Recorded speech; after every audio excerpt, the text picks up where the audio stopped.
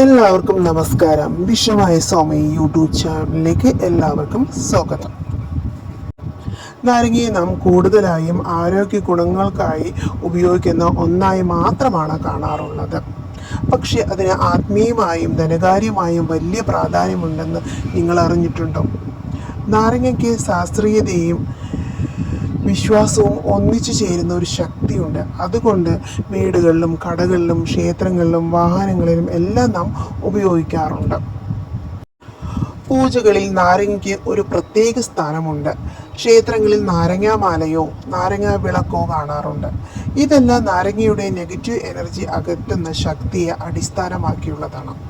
നാരങ്ങയുടെ സ്വഭാവം അതിനെ ചുറ്റുമുള്ള ഊർജങ്ങളെ ആകർഷിക്കുകയും അഴുക്കായ ഊർജത്തെ നീക്കം ചെയ്യുമെന്നാണ് വിശ്വാസം. നമ്മൾ പുതിയ വാഹനങ്ങൾ വാങ്ങുമ്പോൾ അതിന് നാരങ്ങ പൂജ ചെയ്യുന്നതെല്ലാം കണ്ടിട്ടുണ്ടാവും.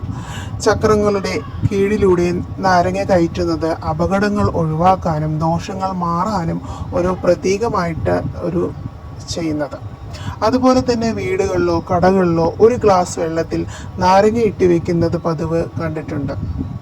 എന്നാൽ അത് വെറുതെ അലങ്കാരത്തിന് വേണ്ടി ചെയ്യുന്നതല്ല.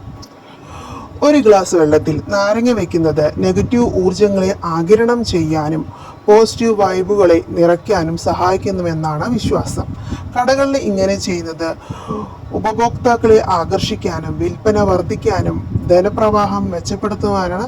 ചുരുക്കത്തിൽ പറഞ്ഞാൽ ഇത് സൗഭാഗ്യത്തെയും സമൃദ്ധിയെയും ക്ഷണിക്കുന്ന ഒരു മാർഗമാണെന്ന് പറയുന്നു.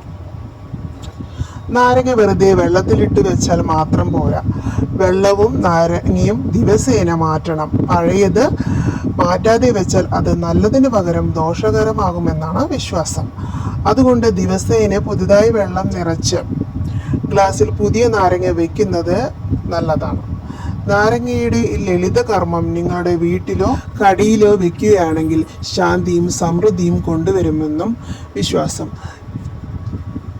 എല്ലാവർക്കും ഐശ്വര്യം ഉണ്ടാവട്ടെ എന്ന് പ്രാർത്ഥിച്ചുകൊണ്ട് നന്ദി, നമസ്കാരം.